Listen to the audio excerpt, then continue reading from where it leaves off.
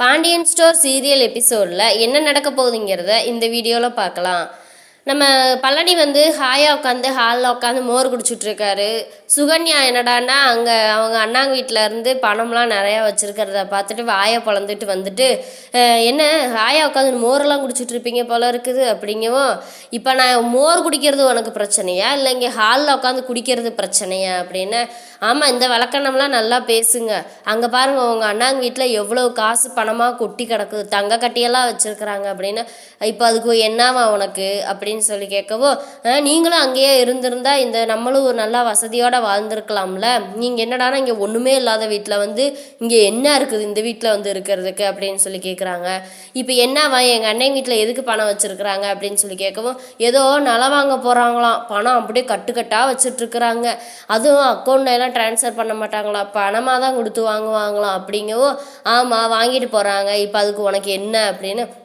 அப்படி உங்களுக்கு இந்த வீட்டில் என்ன தான் கிடைக்கிது, இப்படியே வெறும் ஆளாகவே உட்காந்துருக்கலாம்னு நினைக்கிறீங்களா அப்படின்னு சொல்லி சுகன்யா கேட்கவுமேனு பழனிக்கு கோவம் வந்து, இப்போ இங்கே என்ன இல்லைன்ட்டு நீ பேசிக்கிட்டு இருக்கிற அப்படின்னு சொல்லி. ஏம்மா இங்கே என்ன இருக்குது, ஒரு காசு பணம் இருக்குதா, ஒன்றுமே இல்லை. அங்கே இருந்திருந்தால் நல்லா வசதியாக நம்மளும் நல்லா 4 பேர்த்து முன்னாடி 4 காசோடு இருந்திருக்கலாம்ல. இந்த காலத்துல எல்லாம் பணம் இருந்தால் தான் மதிப்பாங்க, 4 காசு கையில் இருந்தால்தான் மதிப்பாங்க, இல்லைன்னா ஒரு நாய் கூட மதிக்காது பார்த்துக்கங்க அப்படின்னு சொல்லவுமேனு. இப்போ உனக்கு என்னதான் சுகன்யா பிரச்சனை, அவங்க வச்சுருந்துட்டு போகிறாங்க, இந்த வீட்டில் எனக்கு பாசம் அன்பு எல்லாமே கொட்டி கிடக்குது, எனக்கு அது போதும் அப்படின்னு சொல்லவுமேனு சுகன்யா சொல்கிறாங்க. ஆமாம், அந்த வீட்டில் மட்டும் யாருமே பாசம் இல்லாமல் இருக்கிற மாதிரி இங்கே மட்டும் உங்கள் மேலே அப்படியே பாசமாக இருக்கிற மாதிரி.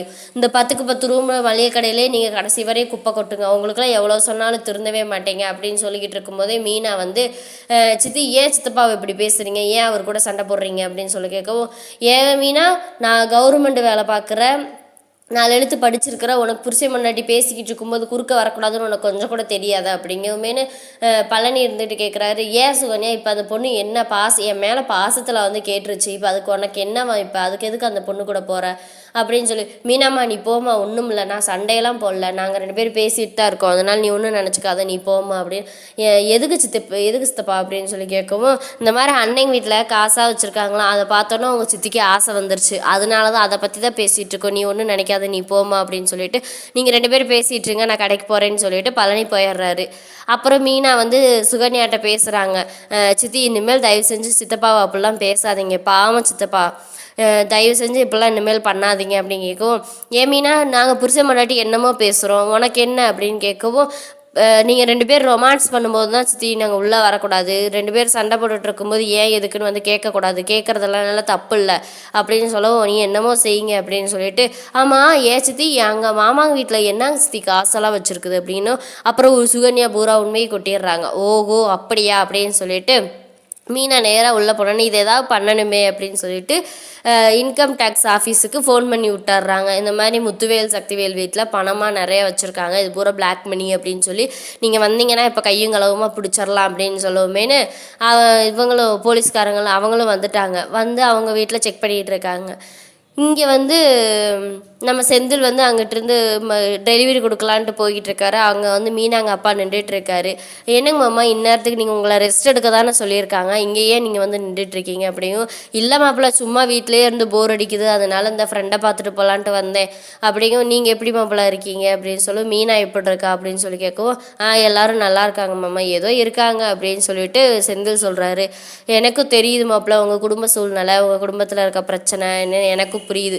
நானும் இதே மாதிரி தான் ஒரு நாள் நீங்கள் மீனாவை கூட்டிகிட்டு போகும்போது எனக்கு இதே மாதிரி தான் வலிச்சிருக்கும். 4 பேர்த்துக்கு முன்னாடி பேச முடியாமல், எங்கேயும் போக முடியாமல், 4 பேர்த்துக்கு முன்னாடி அசிங்கப்பட்டு தலை குனிஞ்சு நின்று ஏண்டா வாழ்கிறோங்கிறதுல தான் நாங்களும் இருந்தோம்.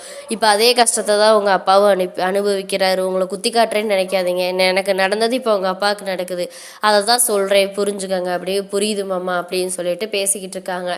அப்பாவை பத்திரமா பார்த்துக்கங்கப்பா அப்படின்னு சொல்லிக்கிட்டு, சரி மாப்பிள்ள என்ன உங்கள் வேலை, அப்படி உங்கள் வேலைக்கு எனக்கு பணம் எதுவும் ரெடி பண்ணிங்களா அப்படின்னு சொல்லி கேட்கவும், இல்லை மாமா ரெடி ஆகிக்கிட்டு இருக்கு, இன்னும் ரெடி பண்ணலை, பார்த்து இப்போ ரெடி பண்ணுறேன் அப்படின்னு.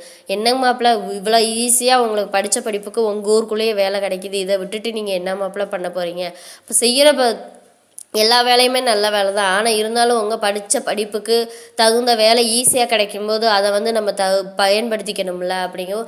சரி மாமா ரெடி பண்ணுறேன் அப்படின்னு சொல்லிட்டு சொல்லிக்கிட்டு இருக்காங்க. சரி மாப்பிள்ள நான் அப்படியே போயிட்டு வரேன் அப்படிங்கவும், இருங்க மாமா நான் கொண்டாந்து விடுறேன் அப்படின்னு செந்தில் சொல்லவுமே, இல்லை மாப்பிள்ள நான் அப்படியே வாக்கிங் மாதிரி போய்க்கிறேன் அப்படின்னு சொல்லிட்டு கிளம்பிடுறாங்க. செந்திலும் வந்துடுறாரு. இங்கே வந்து சரவணனுக்கு வந்து சரவணன் வந்து ரூமில் இருக்க தனியாக இருக்கவுமே மயிலோட வளையலை எடுத்து பார்த்துக்கிட்டு இருக்காரு. பார்த்துட்டு இருக்கவுமேனு உடனே மயில் அப்போ ஃபோன் பண்ணுறாங்க. ஃபோன் பண்ணவுமேனு அட்டன் பண்ண மாட்டேன்ட்டாரு. மயில் நினைக்கிறாங்க, ஏன் மாமா நம்மக்கிட்ட பேசவே மாட்டேங்கிறாரு, ஒருவேளை அவ்வளவுதானா, நம்ம இந்த வீட்லேயே தான் இருக்க போகிறோமா, நம்ம வாழ்க்கையில் இனிமேல் மாமா இல்லையா அப்படின்னு சொல்லி யோசிச்சுக்கிட்டு இருக்கும்போதேன்னு சரி அத்தைக்காவது ஃபோன் பண்ணி பார்ப்போம் அப்படின்ட்டு, சரி வேண்டாம் மீனாவுக்கு ஃபோன் பண்ணி பார்ப்போன்னு மீனாவுக்கு கால் பண்ணுறாங்க. சொல்லுங்கக்கா அப்படின்னு சொல்லவும், ஆமாம் பேசுகிறதெல்லாம் பாசமாக அக்கான்னு தான் கூப்பிட்றேன். ஆனால் நான் இங்கேருந்து வீட்டில் வந்து எத்தனை நாள் ஆச்சு, ஒரு ஃபோன் பண்ணியிருக்கியா நீ? அக்கா ஃபோன் பண்ணணும்னு தான்க்கா நினச்சேன், இவன் கொஞ்சம் பிஸியாக இருந்தனால ஃபோன் பண்ண முடியல. ஆமாம் எல்லாத்துக்கும் எல்லா வேலையும் பார்க்குறதுக்கெல்லாம் நேரம் கிடைக்கும், இந்த மயிலுக்கிட்ட பேசுகிறதுக்கு தான் நேரம் கிடைக்காது அப்படிங்குமே கோமதி வாங்கி பேசுகிறாங்க. என்ன மயில் என்னாச்சு அப்படின்னு சொல்லி, அம்மா நல்லா இருக்காங்களா அப்படியே, அம்மாலாம் நல்லா இருக்காங்க அத்தை, நீங்கள் தான் என்கிட்ட தான் யாருமே பேச மாட்டேங்கிறீங்க அப்படிங்கும். அட நீ வேற ஏண்டி இங்கே வீட்டில் ஏற்கனவேன்னு அடிக்கு மேலே அடியாக விழுந்து ஒரு பிரச்சனையை முடிக்கலான்ட்டு பார்த்தா இன்னொரு பிரச்சனை வந்து நுழையுது. இந்த இதில் வெளியே யாருக்கிட்டையும் பக்கத்தில் யாருக்கிட்டையுமே பேச முடியல. இப்படி இருக்கிற சூழ்நிலையில் எல்லா கஷ்டத்தையும் நினைக்கும் போது ஒன்று எப்படி நான் நினைக்க முடியும் அப்படின்னு சொல்லிட்டு இருக்கும்போது, நீயே உங்கள் அம்மா உடம்பு சரியில்லாமல் அங்கே போய் உட்காந்துருக்க, இப்போ நான் வேற என் கஷ்டத்தை சொல்லிட்டு புலம்பிகிட்டு இருக்கேன் பாரு, சரி நீ பார்த்து நம்ம வீட்டுக்கு வரணுன்ட்டெல்லாம் அவசரப்பட்டு வராது, அம்மா நல்லா குணமானோன்னா அப்புறம் வா அப்படின்னு சொல்லி கேட்கும். சரிங்க அப்படின்னு சொல்லிடுறாங்க. அப்புறம் மீனாட்ட ஃபோனை கொடுங்க அப்படின்னு சொல்லி கேட்கும். மீனா சொல்லுங்கக்கா அப்படிங்கவும், அவங்களுக்கு ஃபோன் பண்ணேன் ஆனால் மாமா எடுக்கலை, சாயந்தரம் ஃபோன் பண்ணவும் மாமா வெளியே இருக்கேன் அப்புறம் கூப்பிட்றேன் அப்படின்னு சொன்னார். இப்போ வீட்டுக்கு வந்துட்டாரா என்னன்னு தெரியல, ஆனால் வீட்டில் இருந்தாருன்னா கொஞ்சம் ஃபோனை கொடுக்குறியா அப்படின்னு சொல்லி கேட்கவும், மீனாவும் சரிங்கக்கா அப்படின்னு சொல்லிட்டு போய் சரவணனை